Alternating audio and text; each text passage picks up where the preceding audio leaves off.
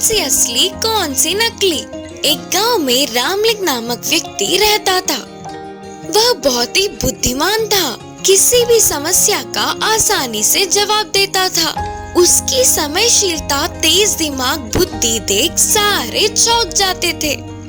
एक दिन उस राज्य के राजा ने रामलिंग की बुद्धि का परीक्षा लेना चाहा और उस गांव में आए उसे बुलवा कर कहा, रामलिंग, आपके बुद्धिमानता के चर्चे सबके मुंह से सुन लिया और हमें अपने आंखों से देखने के लिए आपको यहाँ बुलवाया गया। इसके लिए मानते हुए रामलिंग ने हल्का सा मुस्कुराया। उस राजा ने 2 फूलों के गमलों को दूर से दिखाते हुए कहा, उन 2 फूलों के गमलों में एक असली है और एक नकली।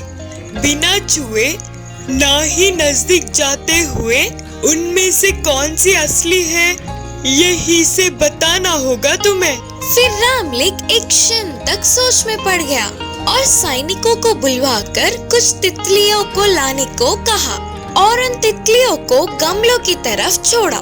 नकली गमलों के फूलों में वह शहद तो नहीं होता ना।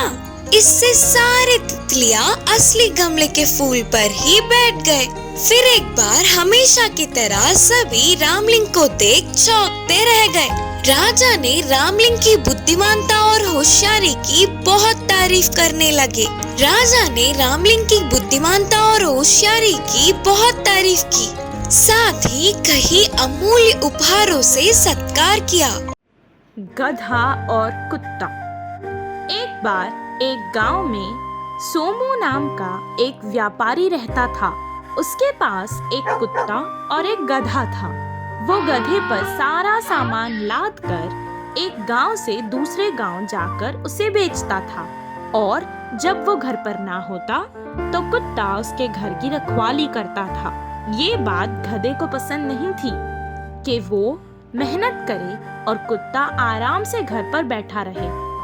कुत्ते को भी गधे से नफरत थी क्योंकि उसको लगता था कि उसका मालिक सिर्फ उसका ही ख्याल रखता है और उसी को ताजे ताजे खाने देता है। एक दिन उसे गांव जाने के लिए जंगल से गुजरकर जाना था, इसीलिए उसने कुत्ते को भी अपनी हिफाजत के लिए साथ ले गया। वो दोनों सारे रास्ते में कुछ बात नहीं कर रहे थे। दोनों हमेशा से एक साथ रहते थे पर फिर भी अजनबी जैसे ही थे। सोमू रास्ते में एक गांव में रुककर कुछ और सामान खरीदकर अपने गधे पर लाद कर ले जाने लगा। कुछ देर बाद थक कर सोमू एक पेड़ के नीचे आराम करने बैठ गया। थका हुआ सोमू कुत्ते के साथ होने के कारण बेफिक्री से सो गया। कुत्ता भी वहीं उसके पास बैठ गया। उन दोनों को अब बहुत भूख लग रही थी पर मालिक सोया हुआ था देखकर वो चुप रहे। गधा उसके पैरों के पास की घास खाने लगा। कुत्ता ने भी बहुत देर ढूंढा पर उसे कुछ खाने को नहीं मिला। वो गधे के पास आया और कहने लगा, कितने अच्छे से तुम घास खा रहे हो, मुझे तो खाने के लिए कुछ मिल ही नहीं रहा है। भूख से मेरी हालत खराब होती जा रही है। अगर तुम मेरी मदद करोगे और थोड़ा सा झुक जाओगे तो मैं भी कुछ खा लूंगा तुम्हारे ऊपर रखी बोरियों में से। नहीं, मैं तुम्हारी कोई मदद नहीं कर सकता। तुम मालिक के उठने तक थोड़ा सब्र कर लो। अगर तुमसे वो नहीं होता तो जाओ मालिक को उठा लो।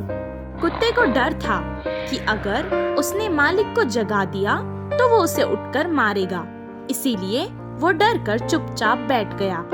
कुछ देर में वहाँ से एक भेड़िया गुजर रहा था। जब उसने गधे को देखा तो उसके मुंह में पानी आ गया।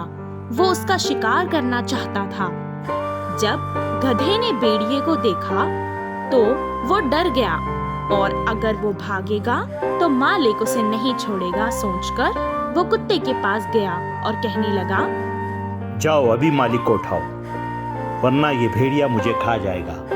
कुत्ता गधे पर बहुत गुस्सा था, इसीलिए उसने गुस्से में कहा, भेड़िया आए या शेर, मुझे उससे क्या। मैं तो मालिक को नहीं उठाने वाला, चाहे जो हो जाए। गधे को अपनी गलती का एहसास हो गया और उसे क्षमा मांग ली और वो जमीन पर बैठ गया। बहुत देर से भूखा कुत्ता उसकी बोरी से रोटी निकाल कर खा लिया और फिर जोर जोर से भौंककर मालिक को उठाने लगा। भेड़िए ने उसकी आवाज सुनी और वो डरकर भाग गया। उस दिन से गधे और कुत्ते में दोस्ती हो गई। बुद्धिमान गधा। एक गांव में गोपी नाम का किसान रहता था। वह अपनी खेती में तरह तरह के फसल उगाता था। उसके पास एक भैंस था। उसको हल बांधकर खेती का काम कराता था। फिर उसे गाड़ी से बांधकर बस्तों का भार उठवाता था। ऐसे वह पूरा दिन काम कर करके शाम तक बहुत थक जाती थी। भैंस को कभी कभी अपने मालिक पे गुस्सा बहुत आता था, लेकिन वह कुछ न कर पाता था। फिर कुछ दिनों के बाद गोपी एक गधे को खरीद लाया। भैंस के पास ही उसे बांधे रखने पर उससे परिचय बढ़ाकर गधा उधर की कब्रें जाना चाहती थी। ऐसे धीमे धीमे उससे बातें बढ़ाने लगी। मालिक तुम्हारा अच्छे से ध्यान रख रहा है ना? करके गधे ने भैंस से पूछा। भैंस ने गधे को अपनी सारी कष्टों का वर्णन किया। पूरी बात सुनकर गधे ने कहा, माना तुम्हें अपना काम कम होने के लिए एक उपाय दूंगा, सुनोगी क्या?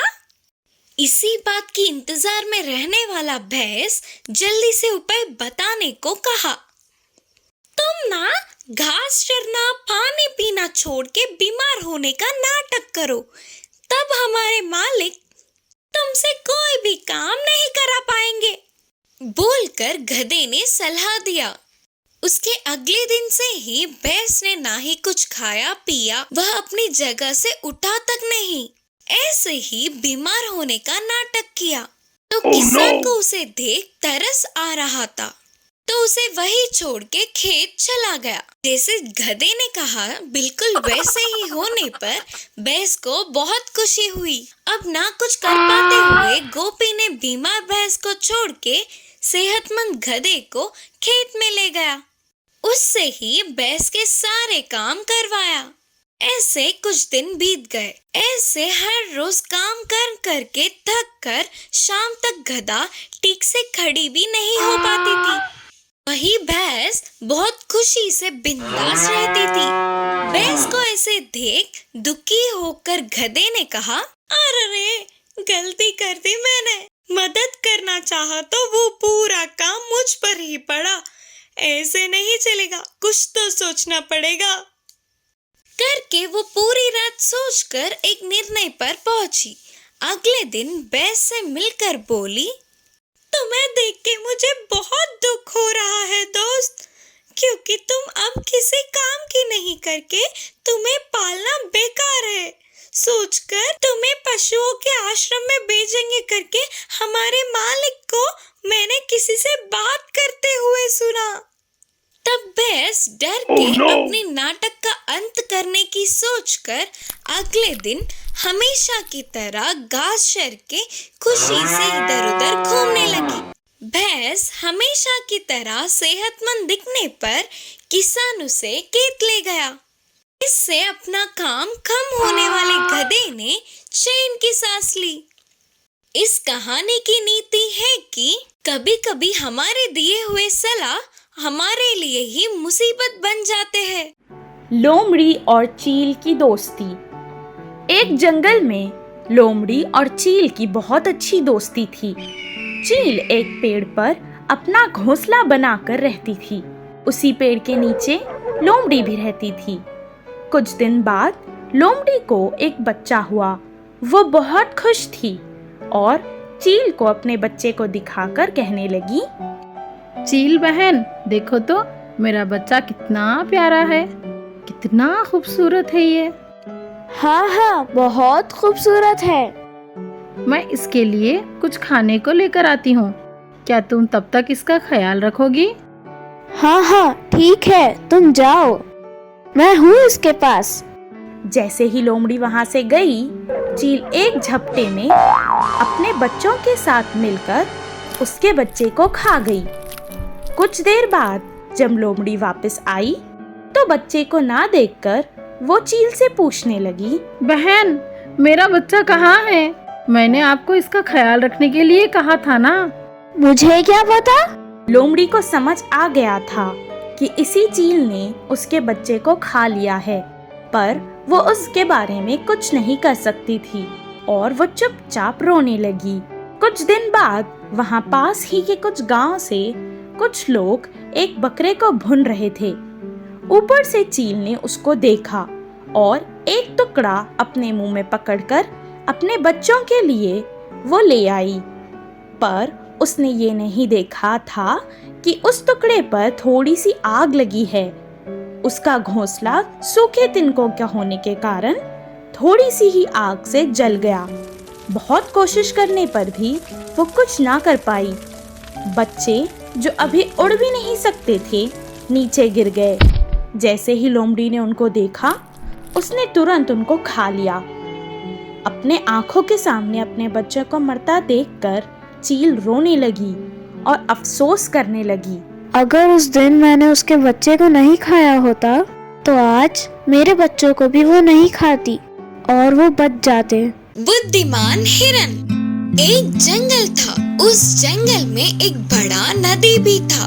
उस नदी में बहुत सारे मगरमच्छ रहते थे और उसी जंगल में एक हिरन रहती थी। वो बाकी सब जानवरों से बहुत ही शार्प थी। एक दिन उसे उस नदी को पार करके दूसरे जंगल जाना था, पर उस नदी में तो बहुत बड़े मगरमच्छ थे। वह कैसे पार करेगी करके सोचने लगी। तभी उसके दिमाग में एक पावरफुल आइडिया आया। तुरंत हिरन नदी के पास जाकर बोली, मगरमच्छों, आप सबको एक बात बताना है, सब इधर आओ। फिर मगरमच्छों ने कहा, क्या बात है, पहले बताओ, वो अच्छी है या बुरी, हम बताएंगे।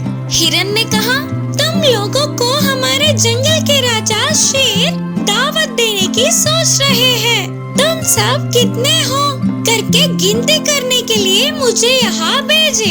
तुम्हारे दोस्तों को बुलाओ, मैं सभी को गिनूंगी। हिरन के ऐसे बोलते ही सभी मगरमच्छ वहाँ पहुँचे। फिर हिरन ने कहा, ऐसे यहाँ वहाँ रहोगे तो मैं गिनती कैसे करूँगी? सब सीधे एक लाइन पर खड़े रहो। ऐसे उनके खड़े होते ही जल्दी जल्दी मगरमच्छ के ऊपर से कूदते हुए हिरन नदी पार कर गई। उसके बाद हिरन ने कहा, दावत नहीं, कुछ नहीं, चलो जाओ। बोलते हुए भाग गई। देखा कितनी चालाक है ये हिरन।